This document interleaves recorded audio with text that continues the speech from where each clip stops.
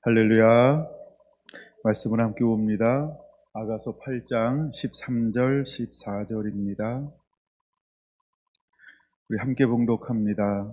너 동산에 거주하는 자야, 친구들이 내 소리에 귀를 기울이니 내가 듣게 하려무나.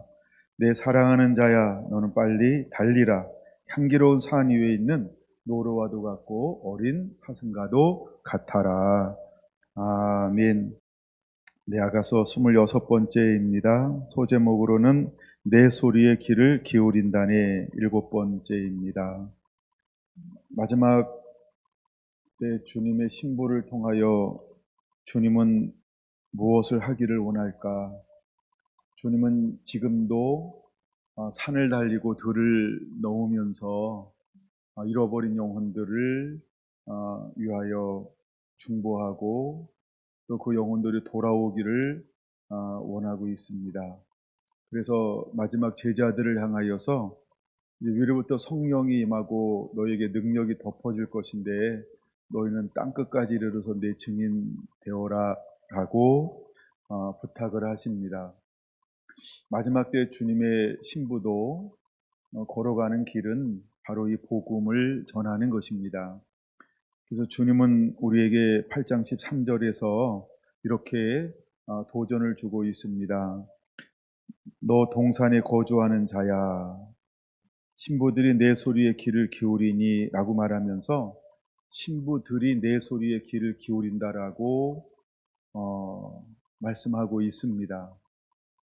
그럼 이제 우리는 그 친구들을 향하여서 우리의 소리에 귀를 기울이는 그 사람들을 향하여서 나아가 이 복음을 전하는 자가 되어야 합니다. 구약을 통하여 좀 살펴보고 있는데 예레미야를 살펴보았습니다. 예레미야는 이제 유다가 멸망하기 전에 하나님이 먼저 그를 일으켜서 돌아오고 또 돌아오라라고 40년 동안 복음을 증거하게 했습니다. 그래서 느부갓네살 때에 수만 명의 이제 유대인들이 바벨론으로 끌려가게 되어지죠. 그리고 그 끌려간 사람들을 향하여서 5년이 지나고 난 다음에 거의 약 한 10여 년이 지났죠. 그리고 난 다음에 일어나서 그들을 향하여 또다시 하나님의 마음을 선포하게 했던 선지자는 에스겔 선지자입니다. 동일하게 예레미야와 에스겔이 중첩되어지는 부분이 있고요. 그 다음에 예레미야 선지자는 예루살렘이 멸망하는 것까지는 보지 못합니다. 그리고 끌려가는 것을 보고 난 이후에 전승에 따르면은 애굽에서 순교를 당하였다, 이런 기록이 있다라고 합니다. 그리고 이제 포로로 끌려가고 난 다음에 또 하나님이 들어 쓰는 한 사람이 있는데 그 사람이 다니엘이라고 하는 사람입니다.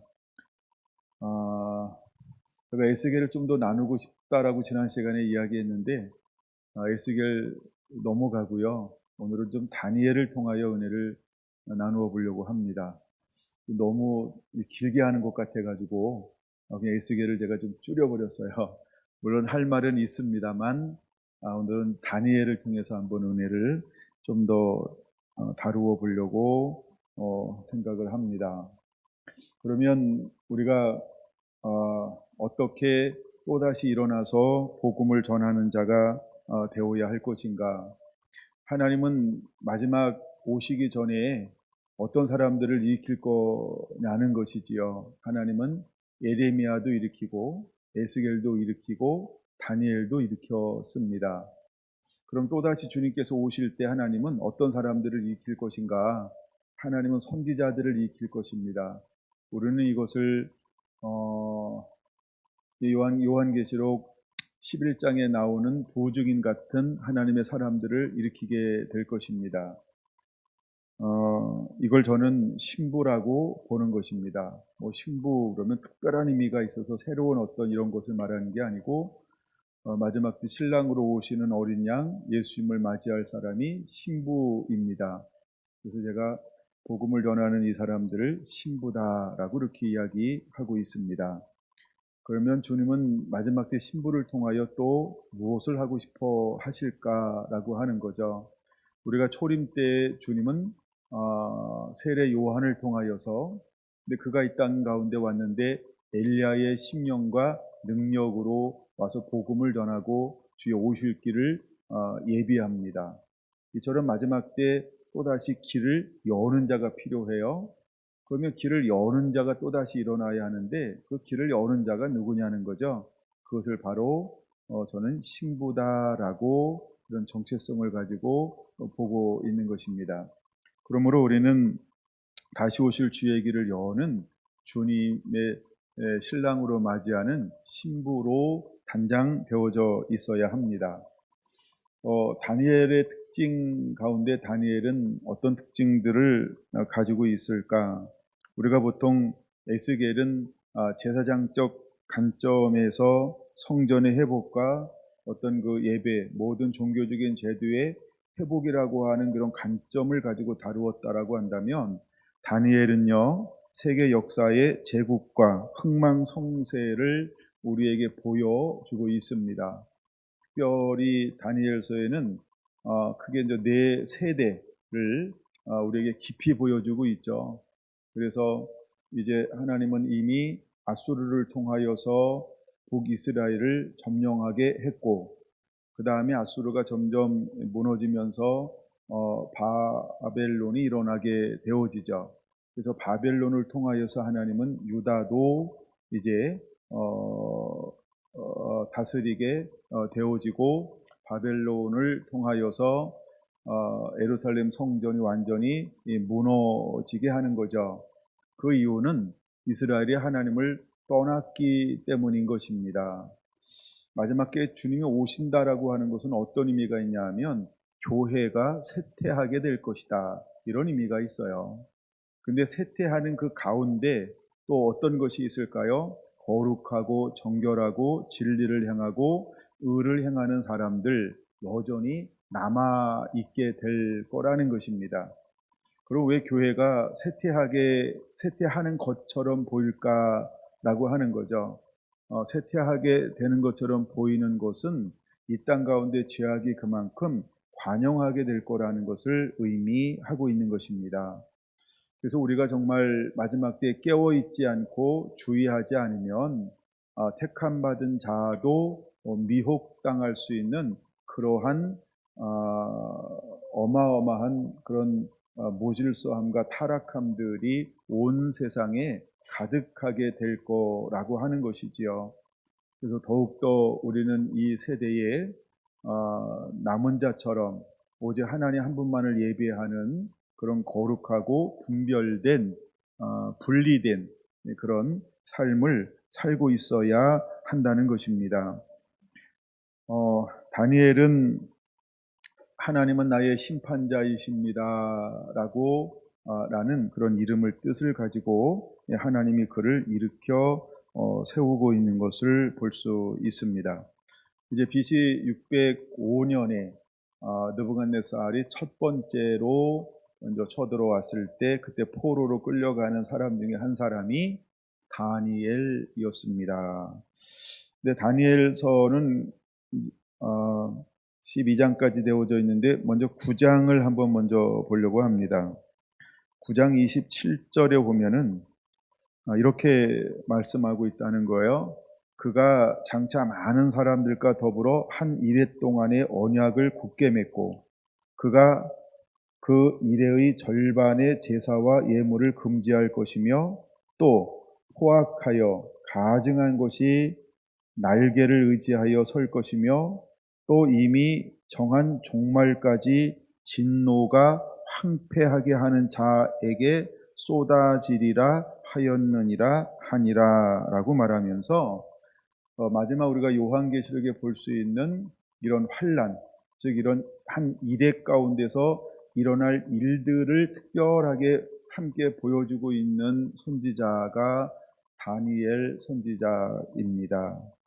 근데 이때 어떤 일들이 벌어지게 되냐면 이레의 절반에 라고 말합니다. 그럼 이레의 절반이니까 이레가 7년이죠. 그럼 절반이니까 3년 6개월이 지나고 난 다음, 그러니까 우리가 소위 말하는 후 3년 반을 이야기합니다. 이제 이때는 이미 이래가 시작되는 기점에 적그리스도가 일어납니다. 근데 적그리스도가 일어나서 무엇을 허용하죠? 예배를 그냥 허용합니다. 예배를 허용해요. 전 3년 반은. 근데 후 3년 반이 되면서 드디어 정체를 드러내는 거죠. 그래서 뭐를 패하게 되냐면, 야, 예배하지 마. 이래서 예배를 못하게 한다는 거예요. 그러면 예배를 못하게 한다 일 때는 어마어마한 핍박이 다가오죠. 근데 우리는 한쪽 면만 보면 굉장한 핍박인데, 여러분 꼭 같이 봐야 될 것은 요한계시록 16장 7대접 재앙을 봐야 합니다. 그러면 후 3년 반이 시작이 되면서 교회 밖에 있는 사람들은 괜찮냐는 거예요. 마귀를 숭배한 사람들은 괜찮냐는 거예요. 절대 아니죠. 그러니까 우리가 신앙생활하는 사람만 핍박받네. 그러니까 우리가 당하는 내 것만 생각하면 어마어마한 핍박이에요. 근데 전 세계에서 어떤 일이 벌어진다고요? 대접재앙이 시작이 되어지는 거예요. 그때는요, 믿는 사람들은 누가 보호해요? 하나님이 보호하세요. 근데 좀 믿지 않는 사람들에게 뭐가 시작된다고요? 7대접 재앙이 시작되어지는 거예요. 그러니까 우리만 한쪽 면만 바라보면 굉장히 공포스럽고 두려울 수 있어요. 왜? 어머, 공적인 예배 할 수 없네.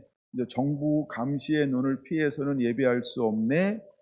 그래서 이제 이렇게 이제 생각하는 거예요. 그러니까 공포스럽고 혼란스러울 거라고 생각할 수도 있죠. 그러나 우리가 이 전체를 바라볼 때는 오히려 하나님의 남은 사람들은 철저하게 하나님의 보호를 받게 되어져 있다. 여러분, 이것을 우리가 바라보는 자가 되어야 합니다. 그래서 우리가 먼저 작년에 요한계시록을 많이 다루었기 때문에 다시 한번 여러분들이 요한계시록 전체를 볼 수 있는 이런 믿음의 눈, 안목이 열려지게 되기를 원합니다. 근데 오야둥둥 9장 27절에는 다니엘을 통해서 무엇을 보여주고 있냐면, 앞으로 한 이래가 아니라, 그렇죠, 마지막 한 이래를 보여주는데, 이걸 우리가 요한계시록으로는 7년 대 환란을 보여준다는 거예요. 근데 한 이래의 절반 동안의 언약을 굳게 맺고, 그가 이래의 절반의 제사와 예물을 금지할 것이요 라고 말합니다. 그 다음에 두 번째는 그는 뭘 할까요? 포악하여 가증한 것이 날개를 의지하여 설 것이며 라고 말합니다. 뭐 날개를 의지한다 라고 할 때 나중에 이제 그 느부갓네살 왕이 꿈을 꿔가지고 사자도 보고 곰도 보고 표범도 보고, 그 다음에 네 번째 생물을 보는데 사납고 무서운데 이상하게 생겼어요. 근데 하여간 이것이 뿔이 있는데 또 하나의 10뿔이 있는데 나중에 보니까 또 한 뿔이 나와요. 근데 그가 날개도 가졌어요. 마지막에 일어날 희한한 짐승을 말하고 있는 거죠. 그래서 이걸 어떤 한 짐승으로 표현할 수 없을 정도의 아주 이상한 하나의 이제 짐승이 마지막 때 일어나게 될 것이다 라고 하는 것입니다. 그걸 보여주는 거죠. 또 이미 정한 종말까지 진노가 항폐하게 하는 자에게 쏟아지리라 라고 말합니다. 자, 보세요 여러분. 정한 종말까지 진노가 누구한테 쏟아진다고요? 황폐하는 자에게 쏟아지는 거예요. 그럼 여러분은 황폐하게 하는 자예요? 신부는 회복하는 자예요? 그러니까 여러분들은 황폐하게 하는 자 아니잖아요. 그렇죠? 그러니까 이거는 황폐하게 하는 자에게 쏟아지는 것이지, 신부처럼 추수하는 자에게, 하나님을 예비하는 자에게 쏟아지지 않아요. 근데 우리는 그냥 이걸 분별하지 않고 보기 때문에 어머야 라고 이렇게 볼 수도 있는데, 이제 여러분들은 그런 부분에서 안심하는 자가 되기를 원합니다. 근데 이 일들이 언제 일어나냐 하면, 이미 하나님은 9장 20절에 다니엘이 기도를 하기 시작합니다. 그래서 내 죄와 내 백성 이스라엘 죄를 자복하고 내 하나님 거룩한 산을 위하여 내 하나님 여호와 앞에 간구할 때, 곧 21절 기도할 때에 이전의 환상 중에 본 그 사람 가브리엘이 빨리 날아와서 저녁 제사 드릴 쯤에 내게 이렇게 말하기 시작하는 거예요. 다니엘아, 내가 이제 내게 지혜와 총명을 주려고 왔느니라. 그러면 다니엘에게 마지막 때 지혜와 총명을 주는 것처럼 주님은 마지막 때 추수하기 위해서 누구에게도 지혜와 총명을 부어주게 될까요? 신부에게, 기도하는 신부, 하나님을 의지하는 신부에게, 또 동산에 거주하는 자야 친구들이 내 소리에 귀를 기울이니 내가 듣게 하려무나 라고 하는 이 준비된 신부에게도 하나님은 무엇을 부어주게 될 거냐 하면 끊임없이 하나님의 지혜와 총명을 부어주게 될 거라는 거예요. 예, 그래서 바알하몬에 포도원이 있어 지키는 자들에게 맡겨두고라고 하는 것처럼 모든 나라 민족 열방 가운데 하나님의 복음을 가지고 나아가서 그 복음을 증거하게 할 거라는 것입니다. 하나님이 이 일들을 하나님이 신부를 통하여서 행하게 할 거라는 거예요. 그리고 마지막 때 비밀들이 다니엘을 통하여 풀어지잖아요. 그러면서 이제 다니엘서 9장 20절 이하에는 이런 말씀이 계속해서 기록되어져 있어요. 예를 들어서 23절 마지막 부분에 깨달을지니라, 25절에 깨달아 알지어다 라고 하면서 마지막 때 하나님의 비밀을 보여줄 건데 너는 이것을 깨닫는 자가 되라 라고 말씀을 하고 있어요. 그러면 아가서에서는 마지막 때 우리가 무엇을 깨닫는 자가 될 것이냐 하면 그냥 8장 자체가 비밀이에요. 이제 8장 6절에서부터 6절에 8장 6절 볼까요? 너는 나를 도장같이 마음에 품고 도장같이 팔에 두라. 사랑은 주음같이 강하고 질투는 수월같이 잔인하며 불길같이 일어나나니 그 기사가 여호와의 불과 같으니라. 많은 물도 이 사랑을 끄지 못하겠고 홍수라도 삼키지 못하나니 사람이 그의 온 가산을 다 주고 사랑과 바꾸려 할지라도 오히려 멸시를 받느니라. 그러니까 이것은 세상의 값으로 매길 수 있는 게 아니라는 것이지요. 그러니까 하나님의 이 마지막에 강력한 두 가지가 나타납니다. 하나는 공법, 하나는 공의가 나타납니다.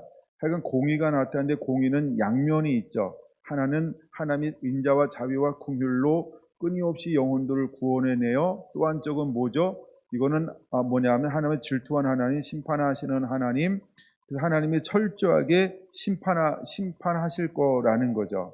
그래서 인자와 어미가 함께 마지막 때 내로 드러나게 될 거라는 거예요.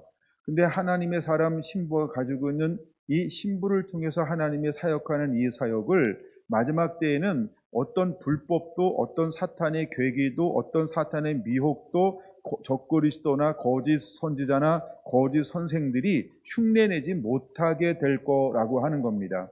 그래서 우리가 마지막 분별법이 굉장히 중요한데 그 안에는 뭐가 있냐 하면 공의가 그대로 드러나게 될 거라고 하는 거예요. 공의가 그대로 드러나게 될 거라는 거예요. 그래서 한쪽에서는 어마어마한 심판도 있고 저주도 있고 멸망도 있고 죽음도 있어요.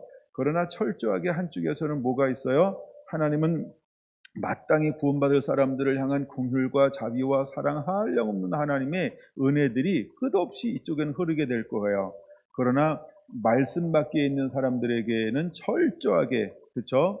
저주와 멸망과 재앙들이 나타나고 따르게 될 거라고 하는 거예요. 그러니까 우리가 그 전에 어디에 머물러 있어야 되느냐, 나의 정체성이 정확하게 서 있다라고 한다면 우리는 흔들릴 필요가 없어요.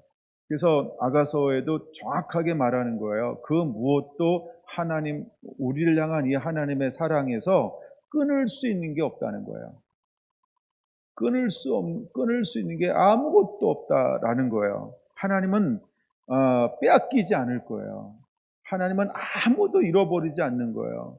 요한복음에도 나오는 것처럼 하나님은 하나님께 속한 자를 한 명도 잃어버리지 않을 거예요. 이것이 예수님이 하시는 일이에요. 여러분이 예수님께 정확하게 속해 있잖아요. 그러면 두려워할 필요 없고 걱정할 필요 없고 염려할 필요가 없어요. 정말 여러분들이 예수님께 붙어 있습니까?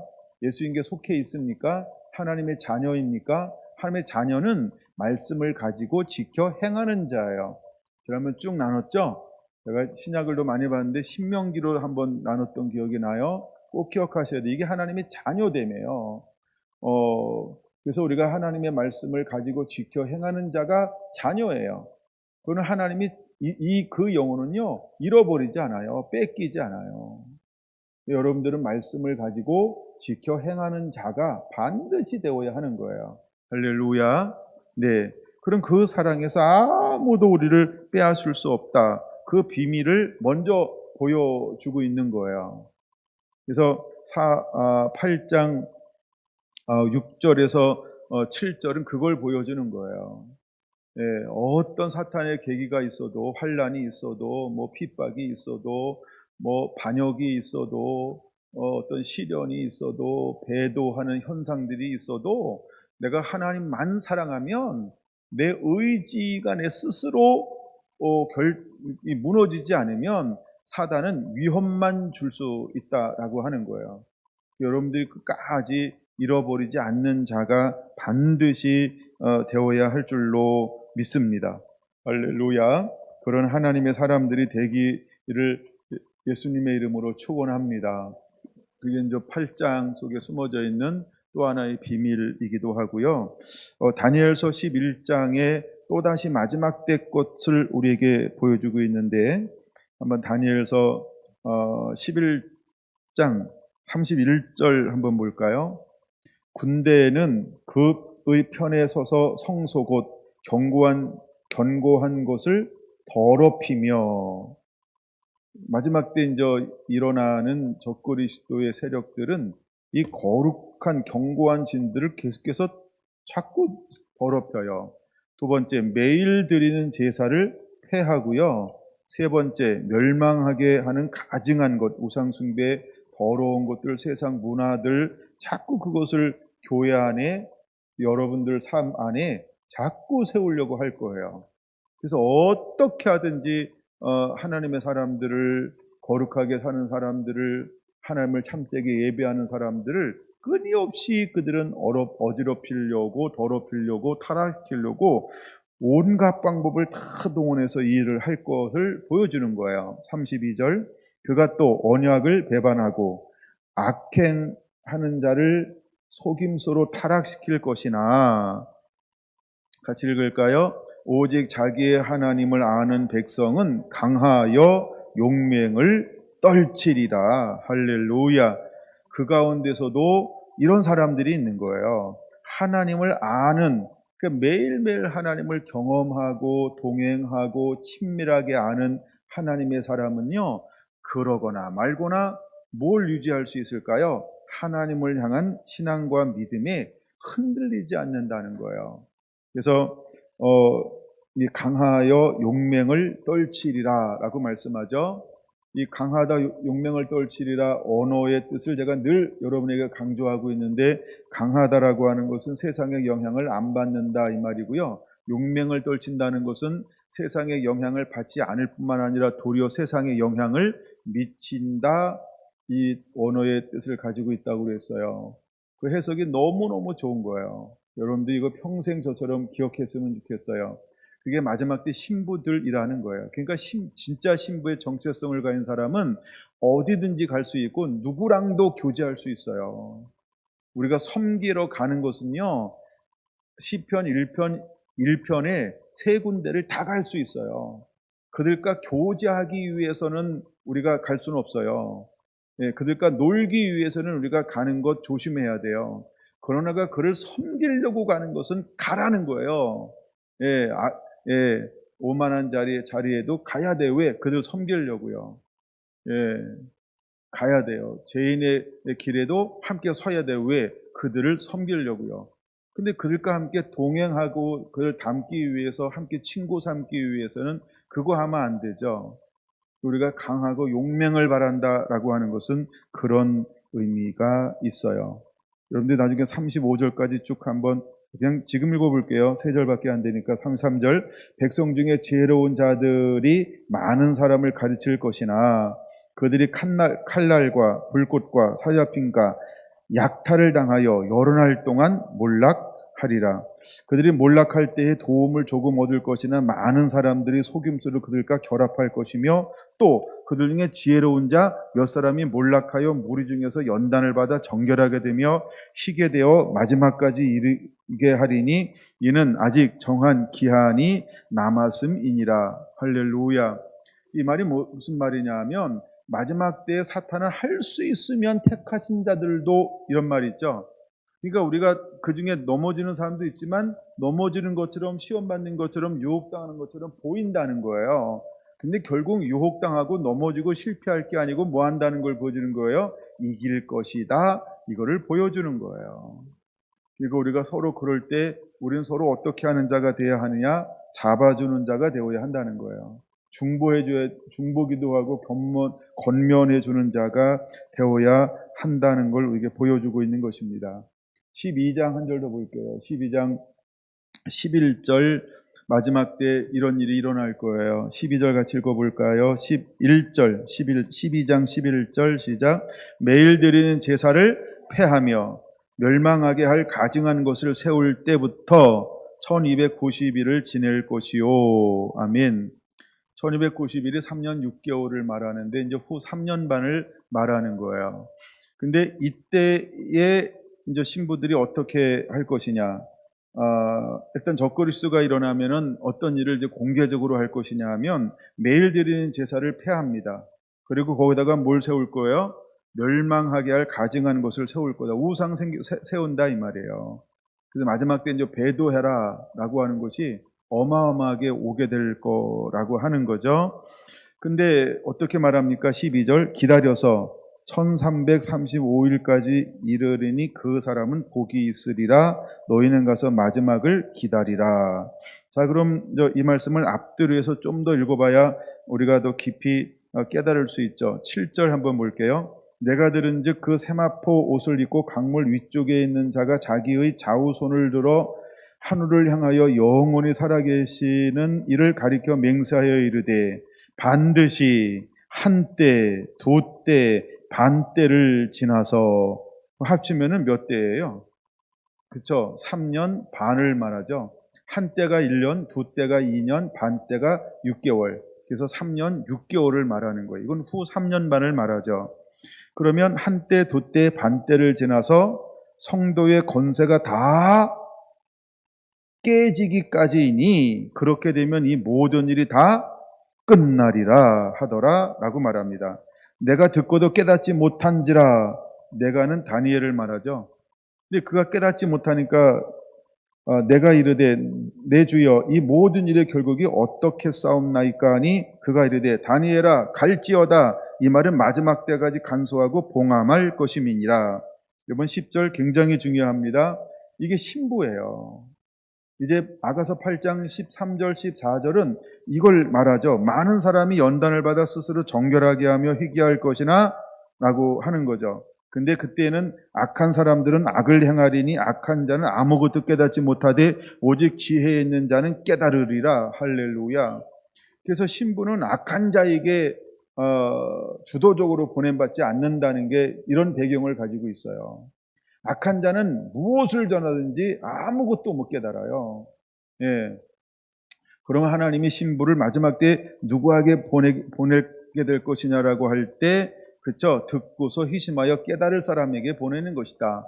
제가 자꾸 아가서 6장 11절, 7장 12절, 13절을 다루는 이유가 거기에 있는 거예요. 그것을 보여주고 있는 거예요.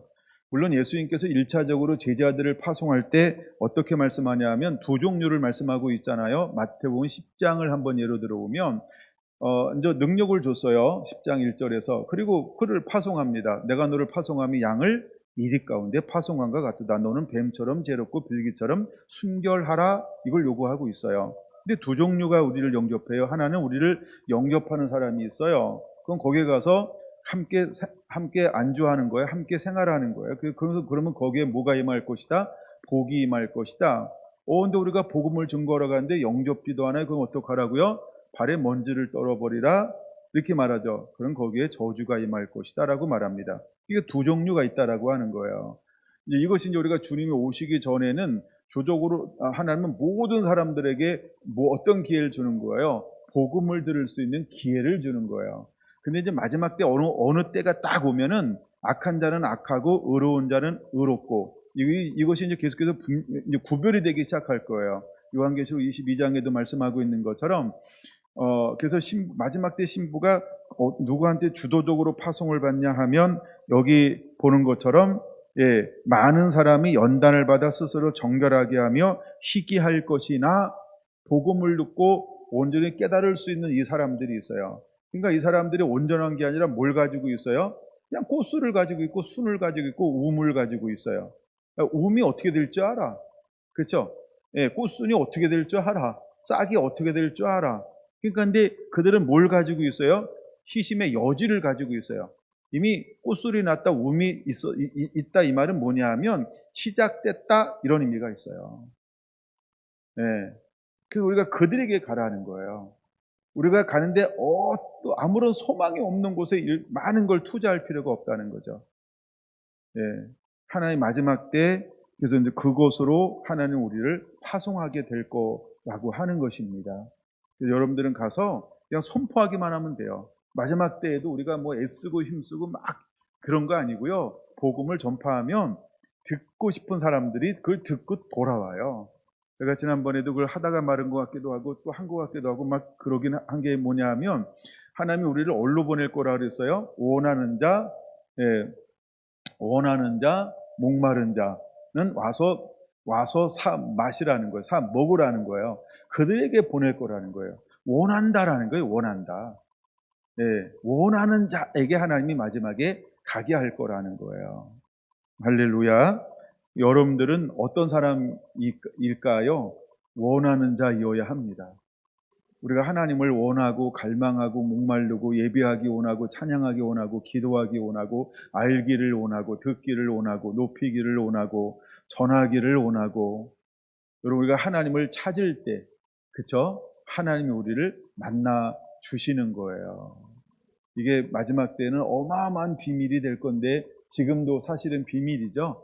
왜냐하면 하나님은 철저하게 우리의 의지, 즉 자유의지를 강제로 동원하시는 분이 아닌 거예요. 저는 요한계시록 3장 20절을 이렇게 봅니다. 내가 문 밖에 서서 두드리 노니 라고 하지 하나님이 그 문을 깨부수고 내 삶으로 쳐들어온다. 이렇게 말하지 않죠. 이렇게 말하지 않죠. 자, 천국은요 하나님이 우리를 침노하는 게 아니고 우리가 천국을 침노하는 거예요. 할렐루야.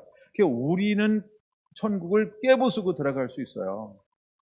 하나님이 문을 그렇게 만들었어요. 근데 하나님이 우리에게 와가지고 은지 하나 들어간다 경고도 안 하고 내한테 쑥 들어올까요? 그렇게 하시지 않는다는 거예요. 내가 뭘 해야 돼요? 원해야 돼요. 내가 사모해야 돼요. 그분을 내가 초대해야만 오실 수 있다는 거예요. 왜 그런지 아세요? 하나님이 처음부터 아담을 만들어 놓고 그렇게 이거를 권한을 부여했어요. 더 이상 이 권한이 하나님께 없고 우리에게 주어진 거예요. 이건 우리가 고유하게 선택해야만 하는 거예요. 이건 우리의 고유한 권리이기 때문에 그래요. 이미 하나님께서 우리에게 주신 것을 하나님이 한 번도 이걸 다시 회수하지 않으셨어요. 그래서 천국은 침노를 당할 수는 있지만 하나님이 우리를 강제로 들어와서 야, 너 나 섬겨!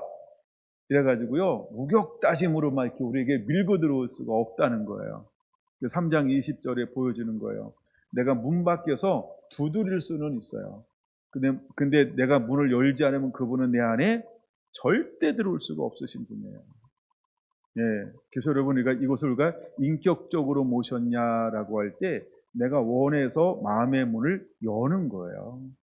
예, 내가 원해서 마음의 문을 여는 거예요.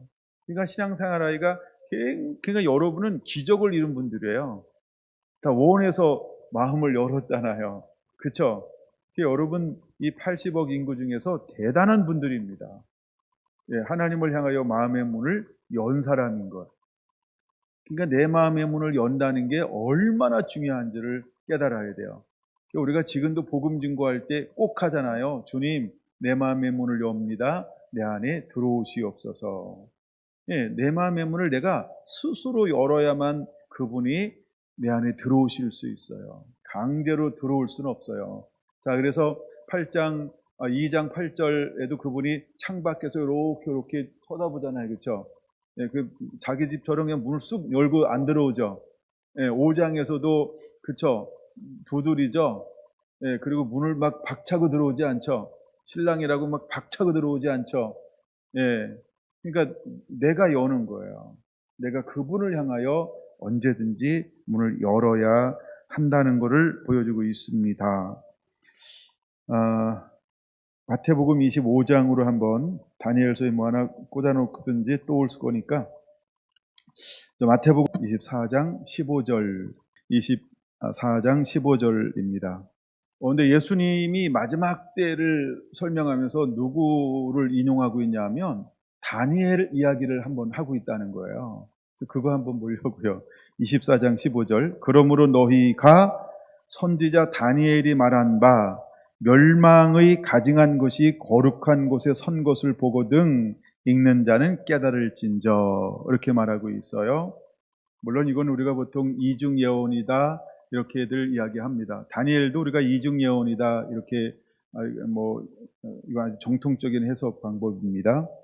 이중 예언인데 이렇게 말을 해요. 선지자 다니엘이 말한 바라고 말하면서 이 선지자 다니엘이 말한 부분을 예수님이 이것을 인용하고 있다라고 하는 거예요. 그럼 다니엘이 뭘 인용하는 거냐? 아까 말했던 세 군데를 인용하는 거죠. 9장 27절이라든가 11장, 12장을 인용하고 있는 거예요. 그럼 16절. 그때의 유대에 있는 자들은 산으로 도망할지어다. 지붕 위에 있는 자는 집 안에 있는 물건을 가지러 내려가지 말며 밭에 있는 자는 겉옷을 가지러 뒤로 돌이키지 말지어다. 그날에는 아이벤 자들과 젖 먹이는 자들에게 화가 있으리로다.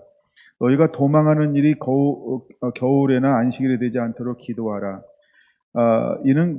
이는 그때에 큰 환란이 있겠습니다. 창세로부터 지금까지 이런 환란이 없었고 후에도 없으리라.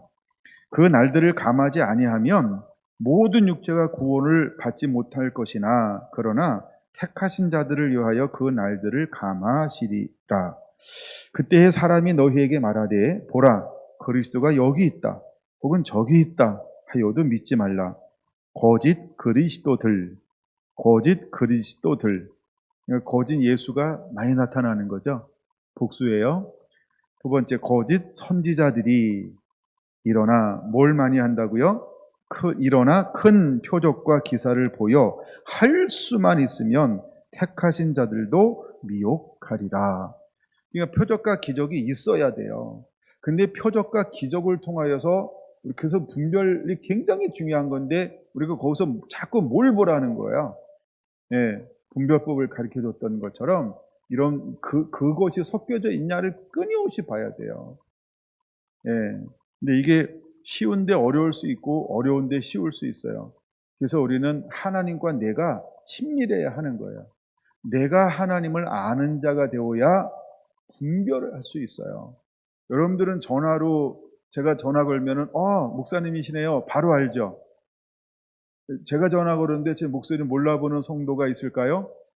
혹 그럴 수도 있어요. 전화 한 번도 안 받아보신 분도 몰라요. 그렇죠? 네, 그럼 누구세요? 저한테 그러면 네, 그때 제가 황당하네 이런 거죠. 그렇죠? 네. 근데 아주 오래 전이었어요. 제가 집에 가서 저희 아버지하고 통화를 하는데 윤미자 권사님이 통화를 했어요. 그랬더니 아버님이 헷갈리더라고요. 며느리냐 뭐 이러면서. 왜 그럴까요? 회개하셔야 되는데 나갔어요. 목소리가 너무 비슷한 거예요.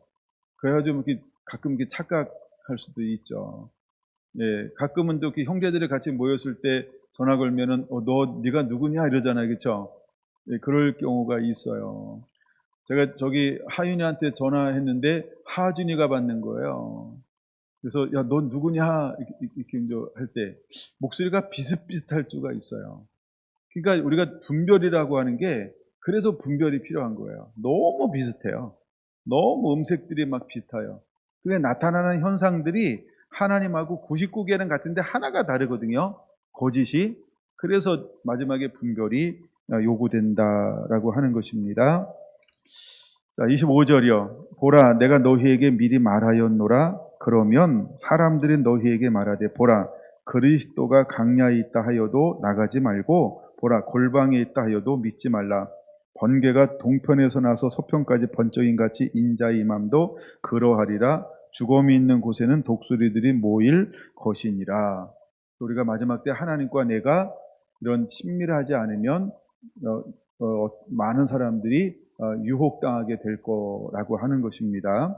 29절, 그날 환난 후에 즉시 해가 어두워지며 달이 빛을 내지 아니하며, 이거는 요한계시록에 보면은 어디에 나오는 것들이에요? 전부 16장이죠.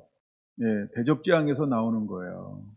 그러니까 이것이 바로 후 3년 반에 일어날 일들이다라고 하는 걸 나중에 한번 요한계시록 찾아보시면서 또 비교해 보시기를 바랍니다. 네, 달이 빛을 내지 아니하며 별들이 하늘에서 떨어지며 하늘의 권능들이 흔들리리라.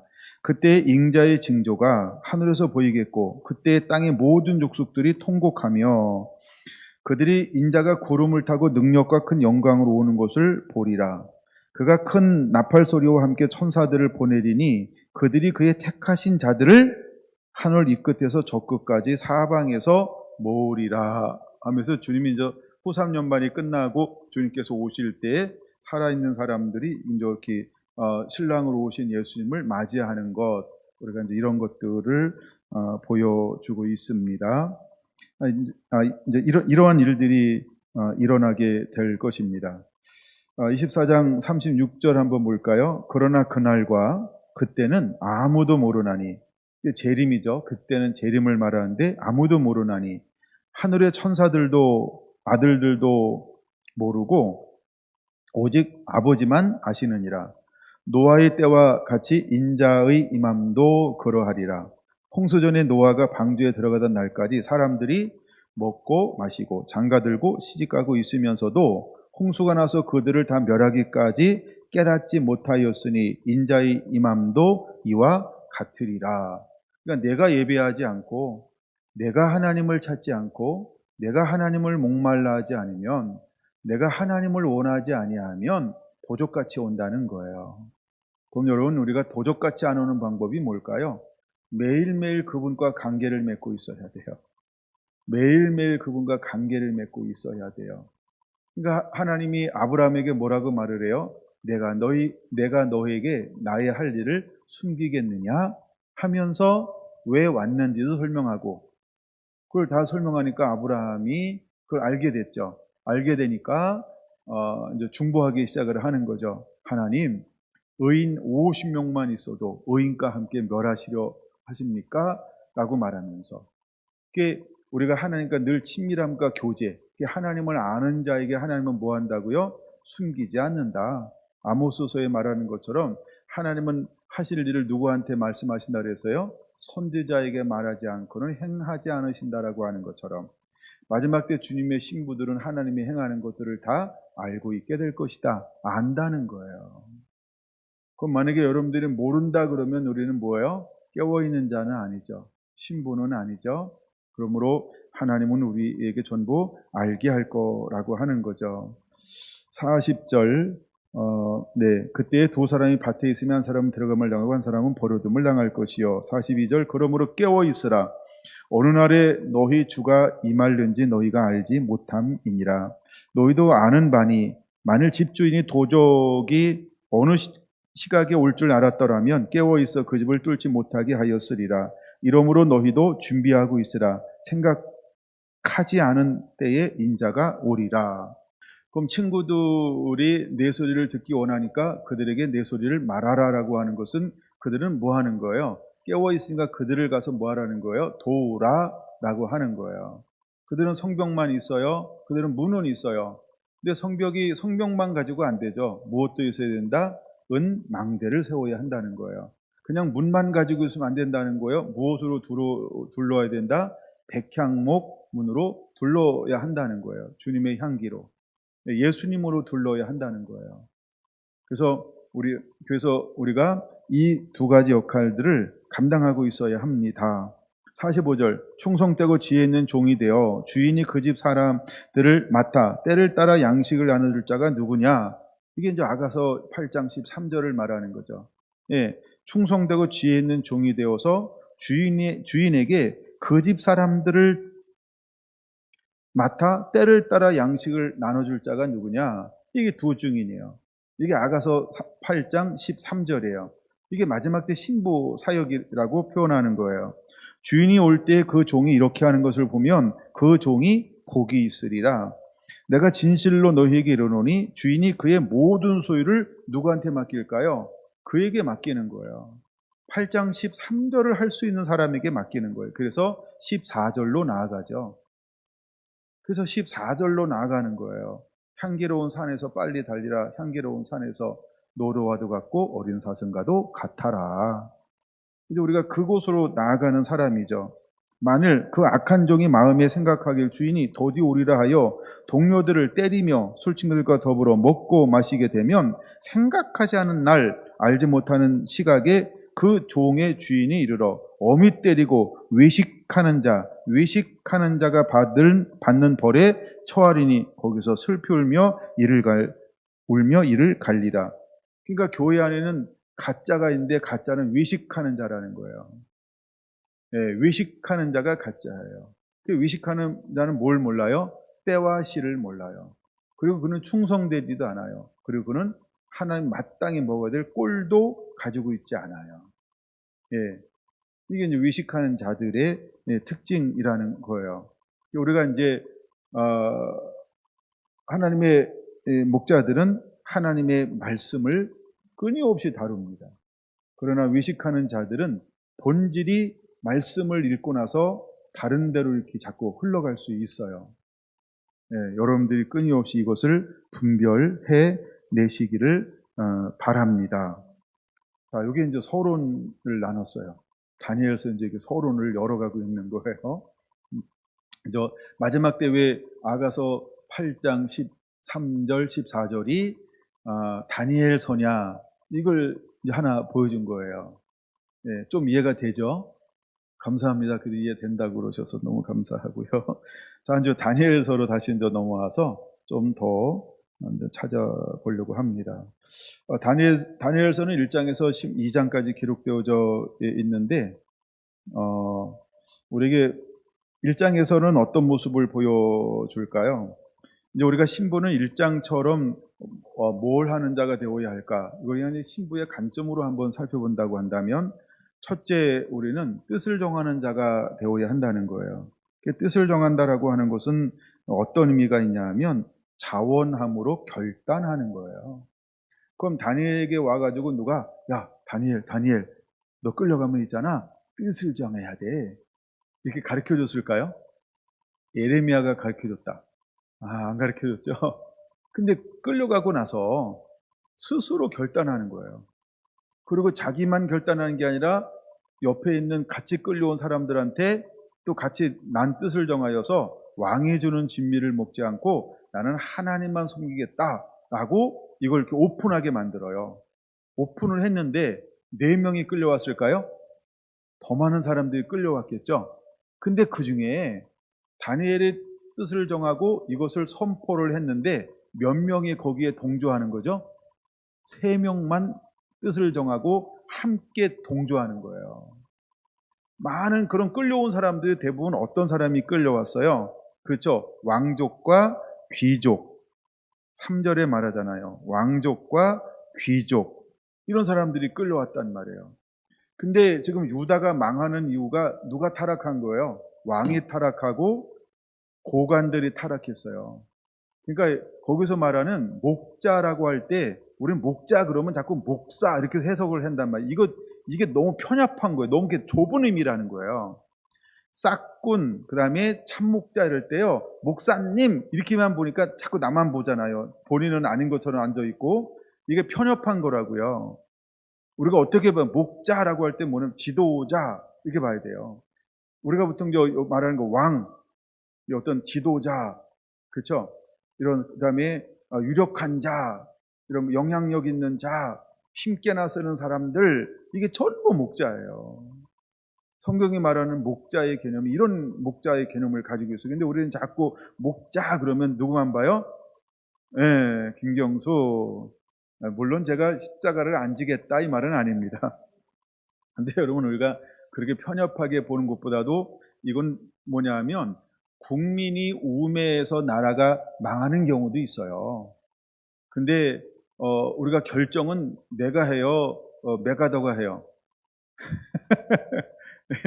네, 그렇죠? 왕이 하는 거예요. 대통령이 하는 거예요. 그래서 대통령이 굉장히 중요한 거예요. 그 다음에 대통령 다음에 누가 해요? 국무위원죠. 장관들이요. 국무위원들은 법을 만들 수 있잖아요. 그 다음에 누가 해요? 국회의원들이요. 국회의원들은 법을 만들 수 있잖아요. 그렇죠? 그 다음에 세 번째는 판사들이요. 판사들은 그 법을 유권 해석을 풀어낼 수 있잖아요. 그러니까 전체 영향을 미치는 거예요. 예. 이게 다 목자라는 개념이에요. 그러니까 지도자들 이 말이에요. 예, 지도자들 이렇게 봐야 됩니다. 근데 왕족과 귀족이 끌려왔는데 그 중에서 한 사람의 뜻을 정하고 이걸 함께 하자라고 호응을 했을 때 누구만 이 말을 함께 이제 뜻을 정하는데 합세했어요? 3명만 합세했다는 거예요. 하나님은 한 사람이어도 되는데 3사람이 붙어지니까 얼마나 힘이 되는지요. 그렇죠?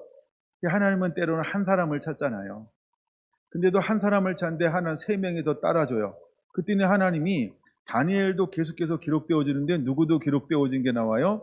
세 친구도 계속해서 기록되어지는 거예요. 그들도 각 도에 이제 도를 관장하는 사람들로 하나님의 글을 높여서 하나님의 영광을 드러내더라는 거죠. 할렐루야. 여러분, 천국 가면요, 이 3사람도요 지금 화려한 영광의 옷을 입고 하나님의 기쁨이 되어서 지금도 그 분에서 경배와 찬양을 올리고 있을 것입니다. 근데 그 위에 기록되지 않은 왕족과 귀족은 어떻게 돼 있을까요? 그렇죠? 천국에서 못 만나리. 왜 못 만날까요? 그들은 이미 타협했어요. 우상 숭배하고 신앙을 버렸어요. 신앙을 버린다는 게 뭘 버린 거예요? 하나님을 버린 거예요. 하나님을 버린 거예요. 그러니까 그들은 천국에서 못 만나는 거예요. 근데 누구는 만나는 거예요? 다니엘도 만나고 사드락과 메삭과 아벳느고도 만나는 거예요. 미사엘, 아사라, 뭐죠? 하나엘. 예. 그러니까 이 사람들은 만날 수 있는 거예요. 그래서 1장에서 우리가 중요한 게 자원하는 심령이에요. 반드시 신분은 뭘로 정의된다 그랬어요? 자원함으로 정의되는 거예요. 근데 1장에서 그것을 우리에게 보여주고 있죠. 뜻을 정하는 순간부터 하나님의 은혜를 공식적으로 하나님이 개입하실 수 있는 거예요. 여러분들이 자꾸 뜻을 정하세요. 그리고 발을 움직이세요. 그럼 하나님이 역사하기 시작하는 거예요. 여러분들이 자원함으로 뭘 하겠다. 자꾸 헌신하세요. 작심 3일이 돼도 왜냐하면 3일마다 계속해서 하면 되잖아. 그렇죠? 예, 계속해서 여러분 나갈 수 있잖아요. 그럼 하나님의 은혜가 임하기 시작을 하는 거예요. 할렐루야. 아무것도 안 하는 것보다 훨씬 나아요. 자꾸 하나님의 기뻐하는 뜻을 정하세요. 아멘. 물론 이제 그 중간중간에는 무엇이 오냐 하면 시험들이 끊임없이 와요. 근데 하나님이 은혜를 부어주기 시작하잖아요. 그들이 바로 환관장에 나서서 나는 왕의 명령을 듣는 자인데 너희들이 내 말을 듣지 않고 왕명을 어기면 내가 위태해야겠더니 뭐라고 말을 해요? 하나님이 도와주실 거 이렇게 말하지 않아요. 뭐라고 말하는 거예요? 먼저 우리를 시험해 보세요. 그런 다음에 맡겨버리잖아요. 이게 어디서 오는 거예요? 난 내 방법대로 할 거예요. 난 내 고집대로 할 거예요. 내가 하고 싶은 대로 할 거예요. 내 신앙대로 할 거예요. 이렇게 하지 않아요. 두 번째는. 그렇죠? 그 다음에는 뭘 바라보는 거예요? 하나님의 은혜를 기다리죠. 근데 하나님의 은혜를 다니엘이 만들어내요. 하나님께 맡겨요. 굉장히 중요한 거예요. 근데 우리 가끔은 고집스러운 게 있어요. 이걸 분별할 줄 알아야 돼요. 아무리 선한 것도 거기에 전부를 내가 다 하려고 한다. 그것 교만한 거예요. 그 이미 타락한 거예요. 방향이 잘못된 거예요. 뜻을 딱 정해놓고 가정은 누구한테 맡기는 거예요? 정치에 맡겨야죠. 순리에 맡겨야죠. 근데 하나님이 환관장에게 은혜를 부어줬어요. 그 다니엘에게 지혜를 줬어요. 그럼 우리가 열흘 동안만 시험해 보세요. 그래, 그랬더니 하나님이 은혜를 입게 하시고 그 말을 듣게 하잖아요. 그리고 야채를 먹었는데 때깔이 더 좋아. 그러니까 그럼 그렇게 하라. 그러면 그렇게 하라고 했는데 언제 들킬지 안 들킬지 알아요, 몰라요? 몰라요. 그렇죠? 근데 중요한 거는 들키면 이 환관장이 문책 당할 수 있어요? 안 당할까요? 때깔 좋으면 안 들키는 걸까요? 그러니까 때깔이 좋고 나쁘다 이게 중요한 게 아니에요. 그렇죠? 그렇죠? 실제로는 그거거든요. 그러면 이 3년이라는 긴 세월 동안 안 들킬 거라고 하는 보장이 있을까요? 없을까요? 없어요. 반드시 누군가는 꼰질릴 거예요. 반드시 누군가는 왕한테 할 거예요. 사람들이 그렇게 선하지 않아요. 그쵸? 근데 하나님이 거기에 뭐 하는 거예요? 은혜를 부어주기 시작하는 거예요. 은혜를 부어주기 시작하는 거예요. 믿으시기 바랍니다. 여러분과 구별된 삶을 살 때 하나님의 은혜를 부어줘야 되는 것이지 우리가 어떤 숨어서 뭘 한다, 누굴 속이면서 뭘 한다, 이거는 끝이 있어요. 끝이 있어요. 하나님의 은혜를 부어줘야 돼요. 여러분 그 은혜를 가지고 나가시게 되기를 바랍니다. 할렐루야. 네, 1장에서 그런 걸 보여줄 수 있고요.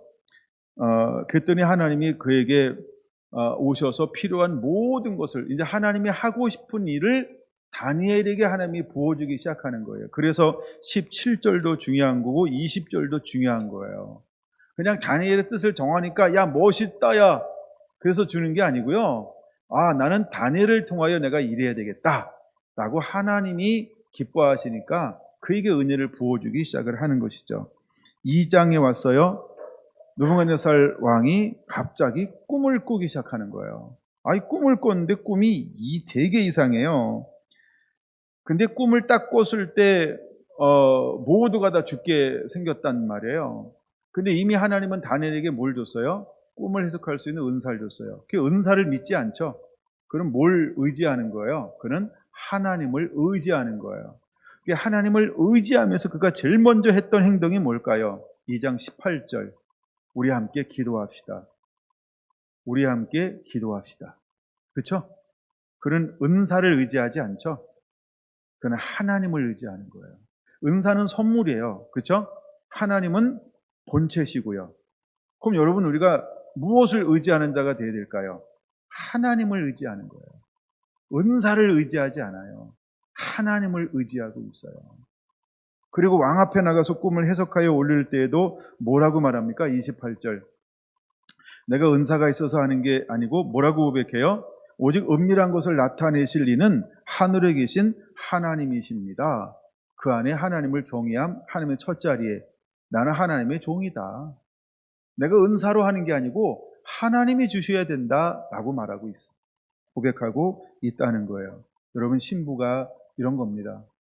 내가 어떤 말씀의 은혜가 좀 있으니까 난 다 알아. 그게 아니고 그때에 하나님이 깨닫는 걸 적절하게 주지 않으면 아무것도 아니에요. 제가 이미 원고가 막 수두룩하게 쌓여있잖아요. 원고가. 근데 매번 어디 가서 말씀을 증거할 때마다 제가 얼마나 씨름하는지 몰라요. 왜냐하면 새로운 걸 줘야 돼요. 새로운 거. 이미 우리에게 나눴던 걸 또다시 나누려고 하면은 저는 지식을 다룰 수는 있어요. 지식. 근데 리얼하게는 할 수가 없어요. 왜 그럴까요? 그때 다시 한번 은혜를 풀어줘야 리얼하게 하는 거예요. 내가 머릿속에 아는 건 지식이에요. 그때 하나님이 또다시 은혜를 줘야 돼요. 여러분 매 순간순간 하나님의 은혜가 아니면 우리는 아무것도 아닌 거예요. 그걸 다니엘은 고백하고 있는 거예요. 마지막 때 신부가 동일한 걸 고백하는 거예요. 그래서 아까 24장에 마태복음 24장 읽었던 것처럼 때를 따라 양식을 나눠줄 자가 누구냐? 이렇게 한 자를 보면 복이 있나니 라고 말하는 거예요. 그에게 많은 사람들을 맡기는 거예요. 예.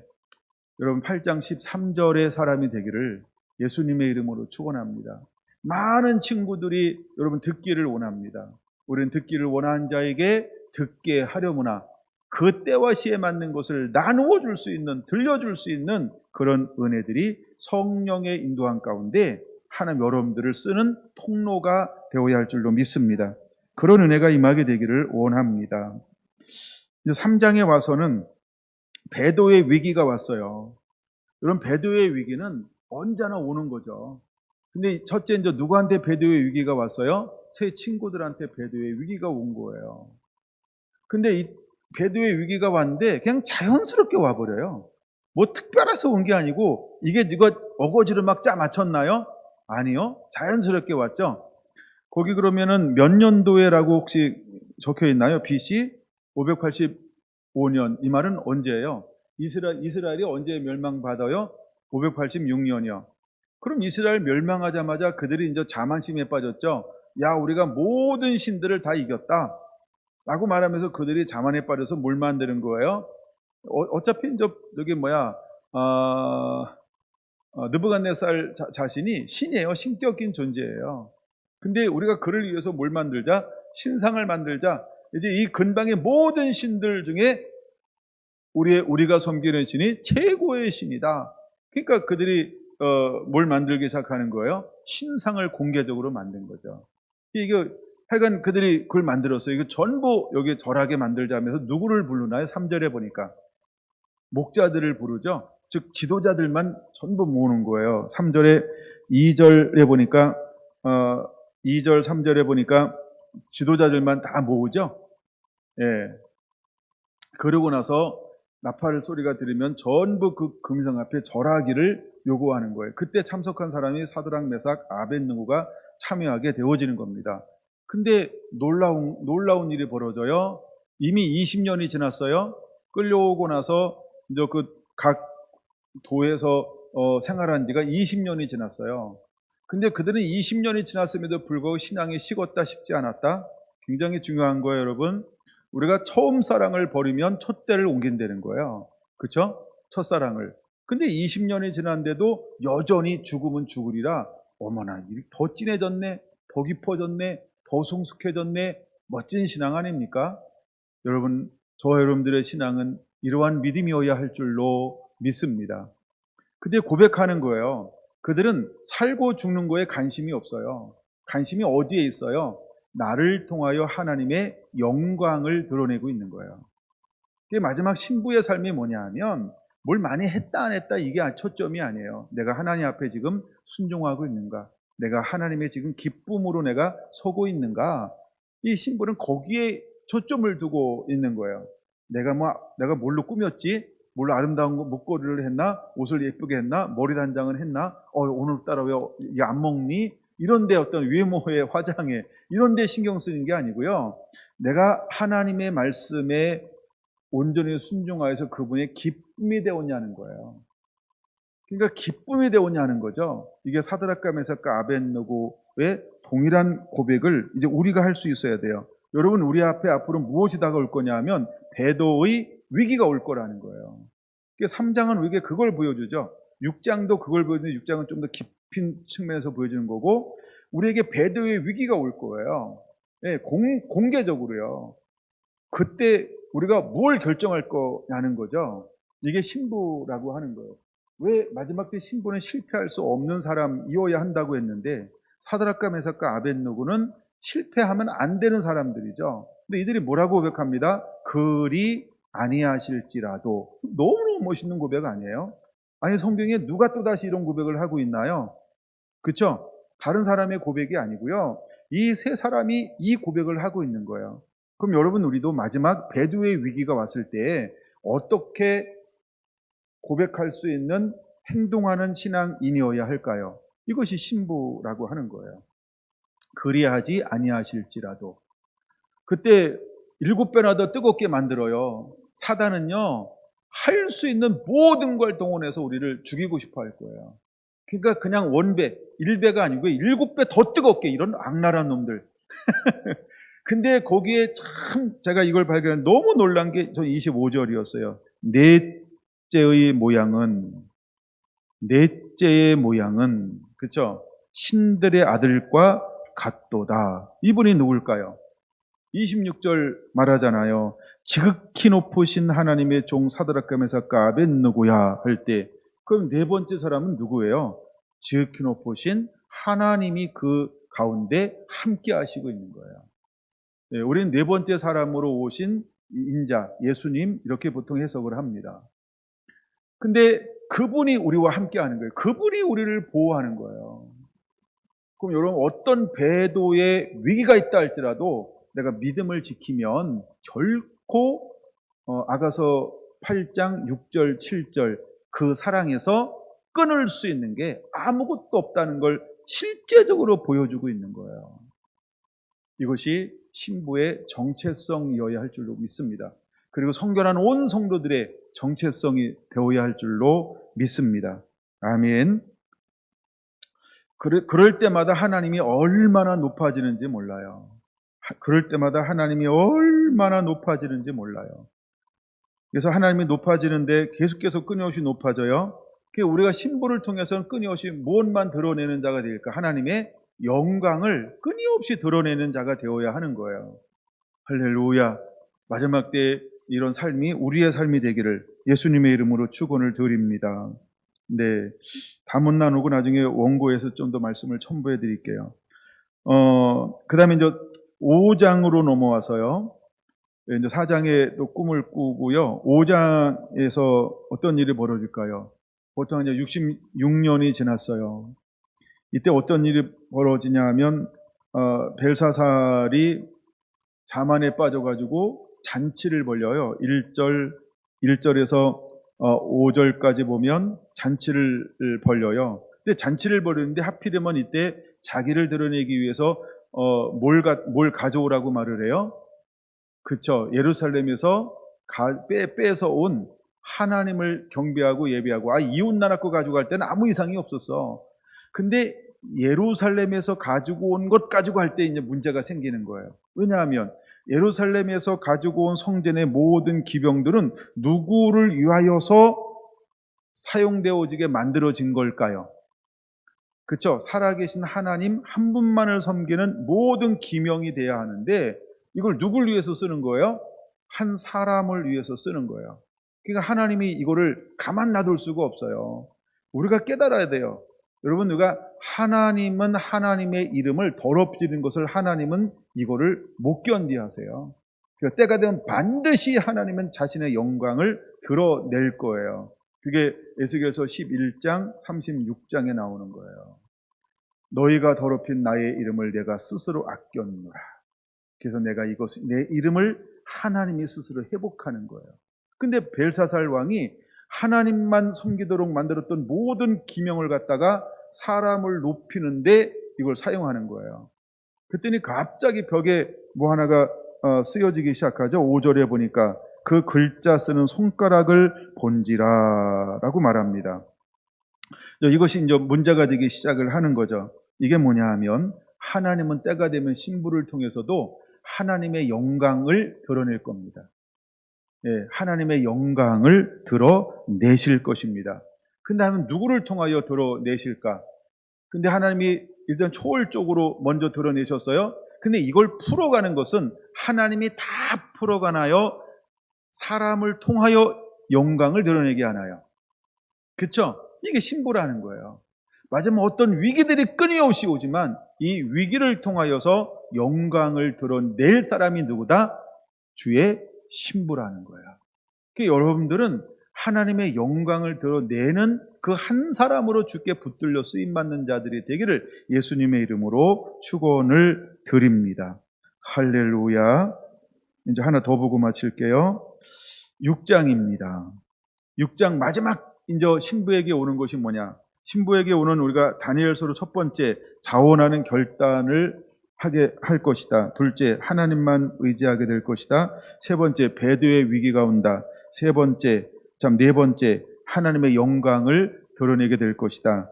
그다음에 다섯 번째, 믿음의 시험이 오게 된다. 믿음의 시험이 반드시 오게 될 거라는 거죠. 자, 다니엘은 무엇 위에는 넘어뜨릴 수 있는 틈이 없는 삶을 살아내고 있는 걸까요? 3절, 4절 한번 볼까요? 4절.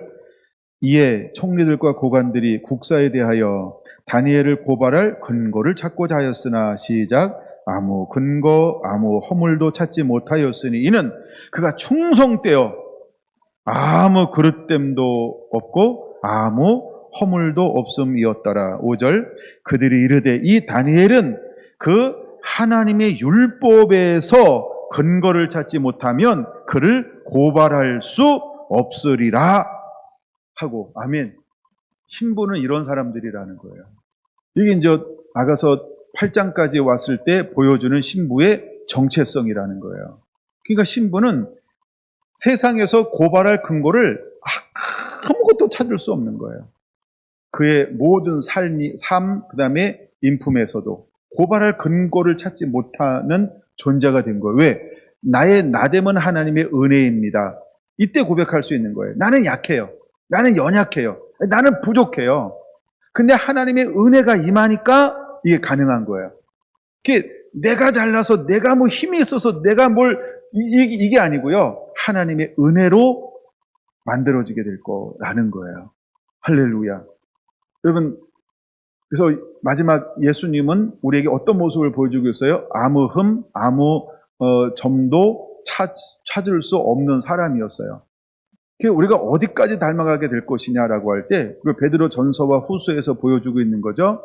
마지막 때 우리가 주님을 닮은 주님의 신부들에게 요구하는 것은 점도 없고 흠도 없는 영광스러운 교회로 세우기로 한다. 에베소 5장에 나오는 거지만 이제 베드로 전서 후서에서 나오는 것처럼 같은 걸 우리에게 보여주는 거예요. 그래서 에스겔서 36장에서도 하나님이 우리에게 물로 전부 다 씻어버리는 거예요. 그리고 주님의 말씀에 온전히 순종하는 사람이 되게 하나님의 은혜로 만들어주는 거예요. 할렐루야. 예, 하여간 우리는 연약합니다. 우리는 연약해요. 근데 하나님의 은혜가 끊임없이 주어지고 그 안에 절대적으로 순종과 굴복, 복종되어졌을 때 그 하나님의 은혜로 살아갈 때 나의 연약함, 내가 보이는 것이 아니고 하나님 뭘 드러내게 할까요? 내 안에 계신 예수님을 드러내기 위해서 내 의복은 레바논의 의복 같구나, 레바논의 향기 같구나 라고 하는 것처럼 예수님만 내 삶을 통해서 드러내게 될 거라는 것이죠. 할렐루야. 여러분, 이것이 신부의 정체성입니다. 근데 다니엘서를 보면 다니엘을 통하여 하나님이 이 5 가지만 나눴죠. 5가지의 모습을 그대로 드러내게 하고 있다는 거예요. 이제 우리는 다니엘을 통하여서 이 5가지를 그대로 배워야 할 줄로 믿습니다. 근데 마지막 때는 뭐가 온다고요? 믿음의 시험이 올 거라는 거예요. 그럼 믿음의 시험이 왔을 때 다니엘은 어떻게 하는 거죠? 여전히 그것을 드러낸다는 거예요. 타협하지 않아요. 멈추지 않는다는 거죠. 뭘 멈추지 않나요? 아버지와 나의 관계요. 아버지와 나의 신앙이요. 그래서 이걸 제가 믿음의 시험이라고 보는 거예요. 근데 그가 5절에 하나님의 율법에서 근거를 찾지 못하면, 그러니까 결국 사단은 우리를 넘어뜨리려고 무엇을 가지고 우리에게 공격해 올까요? 이걸 우리는 하얀 거짓말이라고 볼 수 있어요. 그래서 아담과 하와를 사단이 유혹할 때 정령 하나님이 먹지 말라고 하더냐? 뭘 근거를 가져왔어요? 하나님의 말씀을 가지고 오는데 이걸 살짝 자꾸 트는 거예요. 예. 마지막에 사단은 우리를 이런 차원으로 공격해 오기 시작할 거라는 거죠. 예. 그다음에 이제 하나는 더 있는데, 그거는 이제 아가서하고 좀 다른 부분이기 때문에 다니엘서에서 제가 안 다뤘는데, 지금 5개 다뤘잖아요. 근데 마지막 때 하나는 이제 다니엘 같은 경우는 마지막에 비밀을 드러내잖아요. 그렇죠? 비밀을 드러내잖아요. 그럼 신부를 통해서 마지막에 믿음의 시험이 왔어요. 믿음의 시험이 오고 난 다음엔 뭐가 남았을까요? 뭐가 남았을까요? 믿음의 시험에도 통과가 됐어요. 그 다음에 뭔만 남을까요? 그냥 하나님의 영광만 남지 않을까요? 그래서 이제 6번째 그러면 하나님의 영광을 위하여 깊이 달려가게 될 거예요. 더 이상 다니엘을 더 이상 시비 걸 사람이 없어요. 그러니까 이것을 통과하고 나면, 믿음의 시험을 통과하고 나면 더 이상 시비 걸 게 없죠. 그러니까 아브라함이 이삭을 드렸을 때 더 이상 하나님이 시험할 게 없잖아요. 하나님도 때로는 우리 신부들에게 더 이상 시험이 오지 않을 단계로 하나님 우리를 이끄실 거예요. 마지막 예수님께서도 내 원대로 마옵시고 아버지의 원대로 되기를 원하노라고 하면 그럼 더 이상 시험할 게 없죠. 그리고 나머지 그렇다고 끝난 게 아니잖아요. 이 땅에서의 어떤 그 삶이나 사역이. 그러니까 그 이후는 뭐예요? 그냥 오직 하나님의 영광. 그냥 그 세계로 함께 들어가 버리는 거죠. 여러분, 우리가 전 3년 반의 사역을 어떻게 감당할 것이냐? 그러면 후 3년 반에는 우리의 능과 힘이 아니고 하나님의 은혜 안에서 후 3년 반을 가게 될 거예요. 근데 보통 이제 우리가 신부들은 보통 되게 순교하게 될 겁니다. 되게 순교하게 될 거예요. 물론 이제 두 번째 신부가 있어요. 이게 뭐냐 하면 살아서 후 3년만까지 살아서 후 3년만을 다 통과하고 주님께서 재림하셨을 때 천년왕국에 들어가는데 천년왕국에 이제 백성으로 살아서 들어가는 사람들이 있어요. 우린 이분들도 우리를 뭐라고 표현할 수 있어요? 신부 이렇게 표현하는 겁니다. 근데 지금 제가 여기서 강조하는 것은 뭘 강조하냐 하면 먼저 예수님과 함께 사역할 사람, 그러니까 세례 요한처럼 사역할 사람들을 신부라고 정의를 먼저 하는 거예요. 그래서 그 관점으로 신부를 다루고 있기 때문에 약간의 차이가 있을 수 있습니다. 뭐 제가 두 얘기를 같이 섞어서 하고 있지는 않아서 헷갈리지는 않을 것 같아요.